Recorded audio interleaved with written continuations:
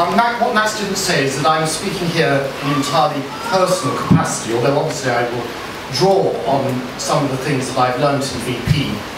When the press office of BP heard that I was addressing this gathering tonight, the share price collapsed by about 10%. It is quite interesting and significant that a very large part of the green energy debate, or those certainly who are most insistent upon calling for radical and urgent policies to address climate change, most of which are really calls of government action, government regulation, government taxes, because that's actually what it very often boils down to in the end.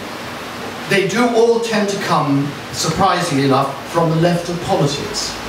And I think that it's important that one realises that, because it's going to be difficult for a free market, libertarian Tory like myself, that actually believes the capacity of governments to do damage is very, very much greater than the capacity of governments to do good, to accept that because we have a challenge about climate change, I've therefore got to abandon all my beliefs in minimal government, lower taxes, lower regulation, assume that you're a politician that does accept the most pessimistic prognosis of climate change, you know, the Armageddon one, rather than the one which other scientists hold.